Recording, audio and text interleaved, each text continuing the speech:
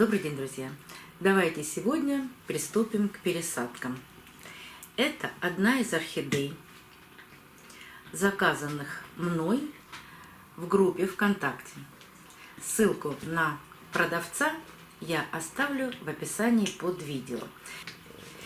Но это были орхидеи, которые я попросила прислать уценки, реанимашки. И вот первая из этих орхидей, номер 1, она была не в самом плохом состоянии, поэтому мы ее первую и пересаживаем. А кому интересно посмотреть на все эти орхидеи, распаковку посылки, что я с ними потом делала, как они себя сейчас чувствуют, для этих орхидей специально создан плейлист. Ссылку на него я оставлю в правом верхнем углу экрана и под видео. Наверняка у этих орхидей есть какие-то названия, но нам они пока неизвестны. Может быть, узнаем, когда они зацветут. За то время, которое находилась эта орхидея у меня, она нарастила достаточное количество корней.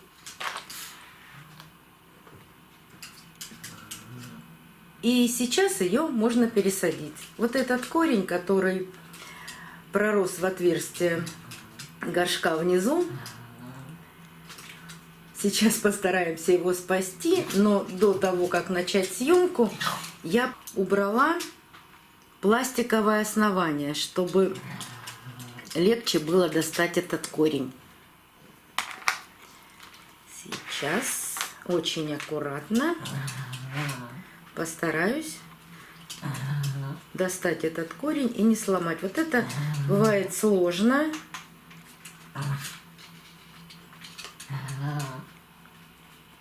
Но возможно.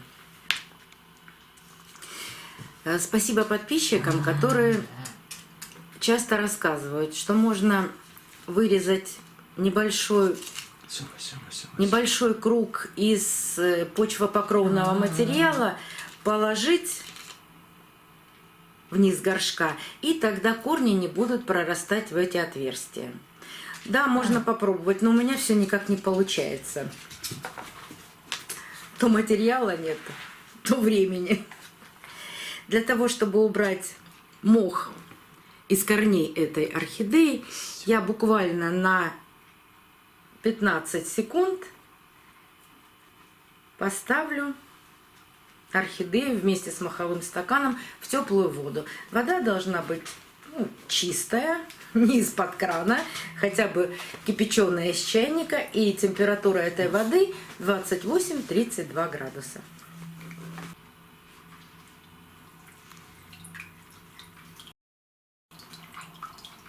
Мох очень быстро набирает в себя воду.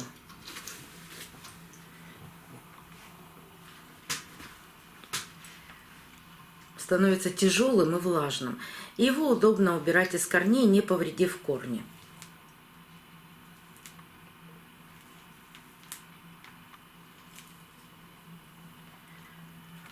Что внутри этого мохового стакана? Сейчас мы с вами и посмотрим. Остались ли там живые корни? Или там те корни, которые можно удалить, и они уже не нужны орхидеи. Так как мы изначально мох не разбирали, не смотрели, мы никогда не знаем, что будет внутри. Вот сейчас при пересадке все это и увидим.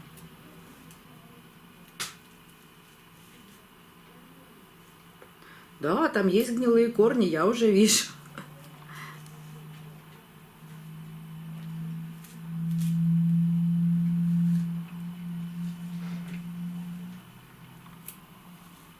Вот оно несчастье. Вот сегодня очень все спокойно, и слава Богу.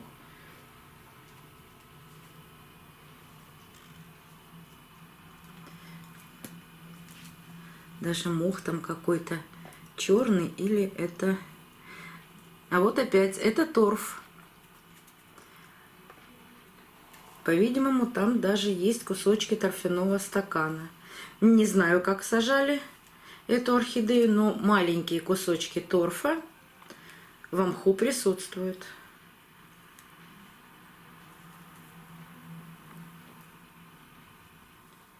Даже не маленькие. Смотрите, какие куски. Есть и большие. Причем эти большие куски торфяного стакана находятся под самым основанием орхидеи. А мы так всегда боимся торфяных стаканов, боимся, что основание орхидеи будет гнить, и орхидея погибнет. Ну вот, смотрите, вот кусочек, вот большой кусок, и это я все достала от основания орхидеи.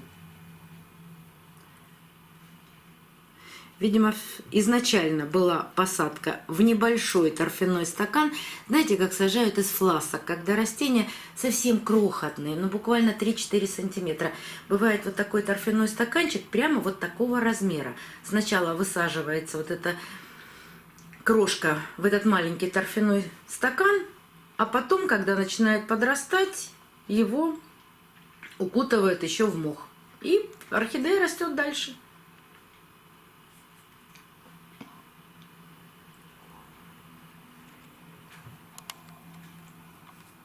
Сегодня все всем интересно. А главное, спокойно. Сегодня тихо и спокойно. Да. Какой внимательный взгляд.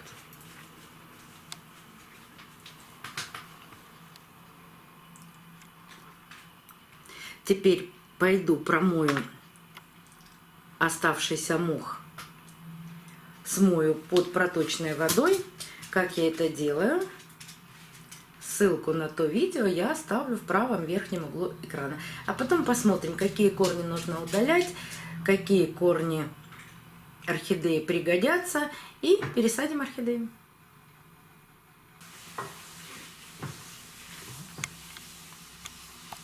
Лучше я на стульчике посижу. Нет. Можно еще этот горшочек свалить.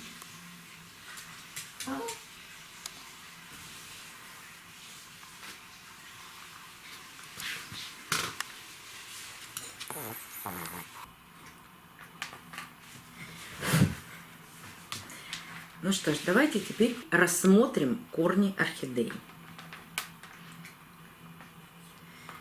Так. Какие корни нужно отрезать, а какие можно оставить? Самое основание орхидеи растет вот такой корень желтый, и растет еще один желтый корень, но с продолжением, с зелененьким.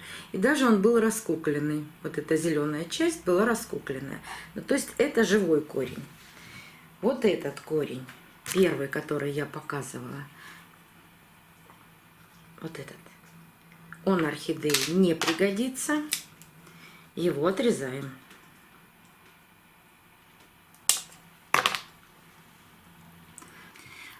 Абсолютно желтый корень. Есть чернота, есть пустота.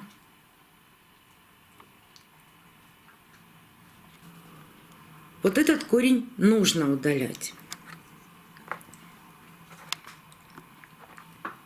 Хочу показать вам еще один корень. Он кажется очень длинным и где-то даже твердым, но посередине есть гнилой виламен. От начала есть гнилой виламен.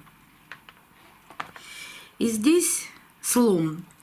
Да, сломан виламен, сломана паренхима. Корень там есть. Но при посадке именно вот этот корень очень быстро погибнет. Поэтому его тоже можно обрезать. Вот этот корень полностью не отрезала. Видите, от основания остался небольшой кусочек корня. До живого не дорезала, поэтому обрабатывать не буду. И еще один корень, который вызывает сомнения. от основания он желтый, а здесь начал прорастать от него молодой корень. Его можно оставить. Так, что тут еще такое, что можно удалить? Ну, сухой корень, если вам видно, сейчас покажу. Совсем сухой. Отрезаем. Вот этот кончик корня черный. На этом же корне есть черное сухой, маленький-маленький, начал прорастать, но почему-то погиб. И еще один корешок, у которого черный кончик. Так, абсолютно не нужен здесь тяж. И вот этот кусочек. Так. А вот такой корень, смотрите, я вам прямо сейчас его покажу весь.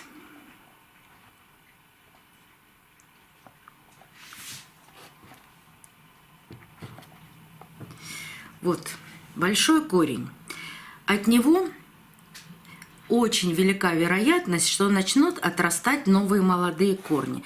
Но в самом начале сухой веломен и совсем сухая сгнившая паренхима.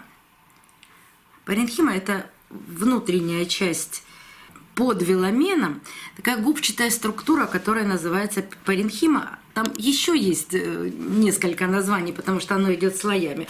Не будем в эти тонкости углубляться. А корень, вот я хотела бы показать вам сам корень, который мы называем тяжем. Он остался живой и здоровый. Поэтому вот так. Гнилую часть убираем, это оставляем. Смотрим, что еще может быть на основании орхидеи. Старые чешуйки от листиков есть.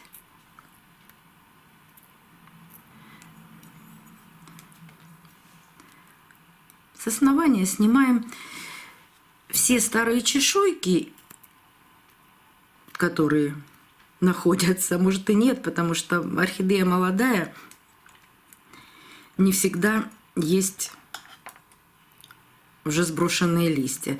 Но что-то здесь остается, может быть даже кусочки мха.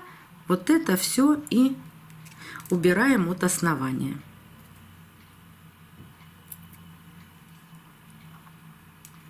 Ну все.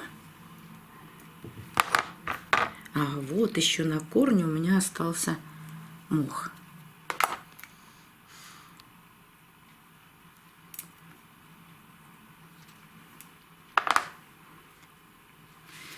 Вот такая получилась орхидея.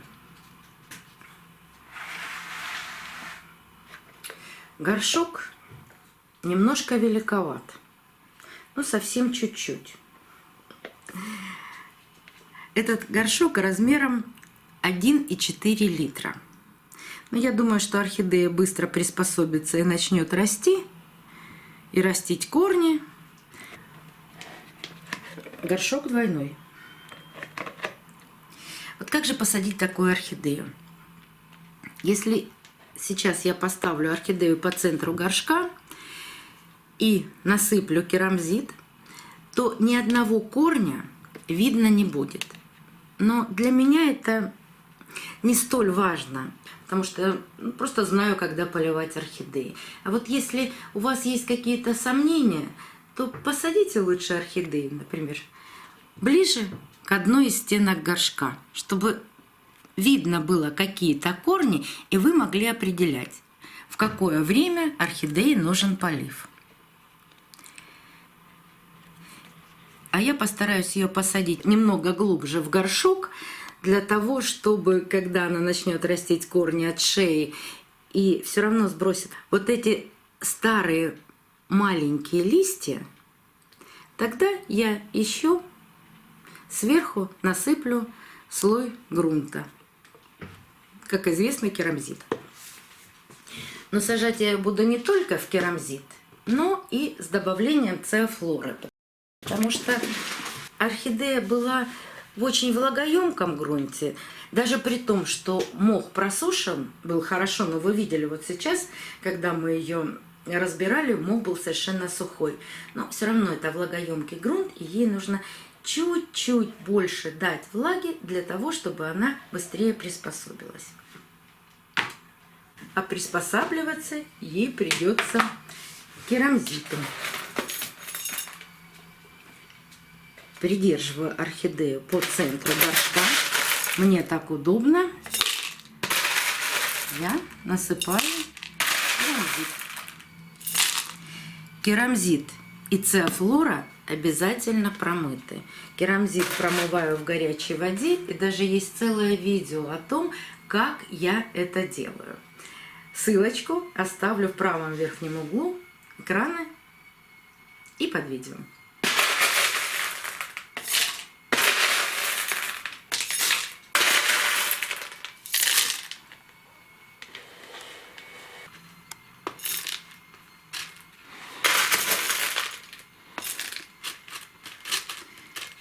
Все корни закрыты керамзитом, а циафлору насыплю 2 столовых ложки и только сверху.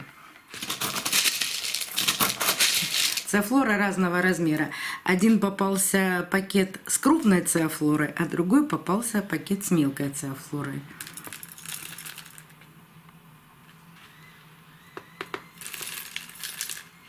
Почему только сверху?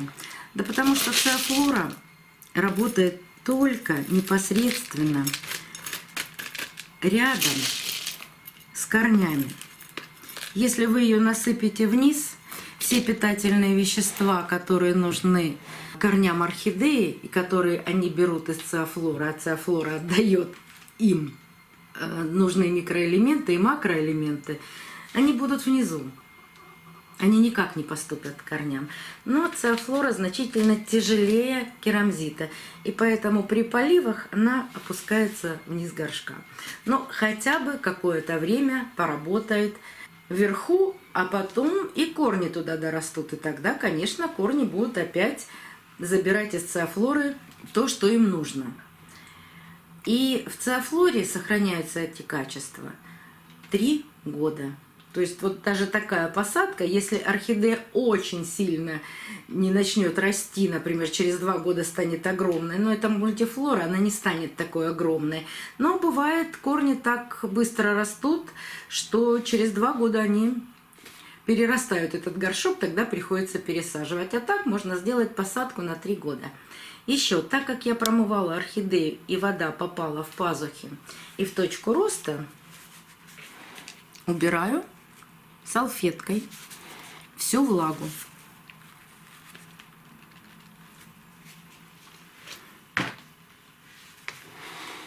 Полив этой орхидеи будет очень простым.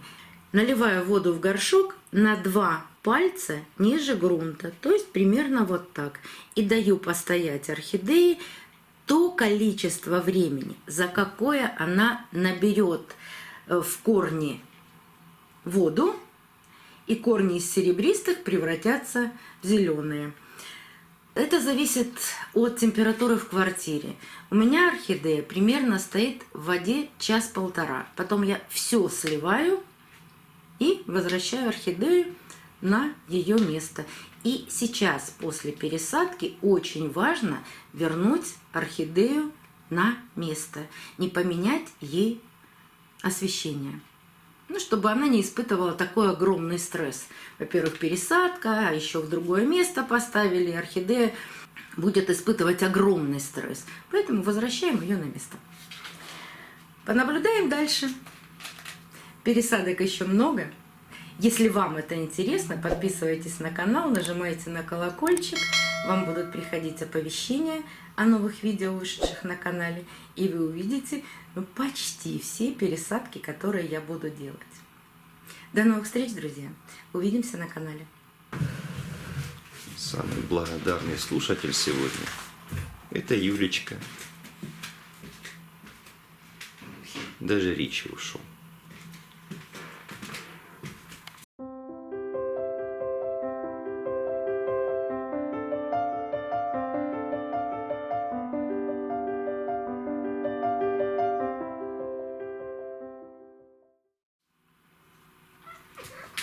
О, давай без ансамбля сегодня. Так, иди отсюда.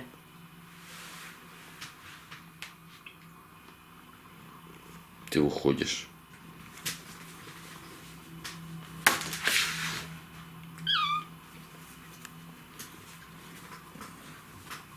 Все. Все. Все, нельзя. Но это специальные были, вернее, даже...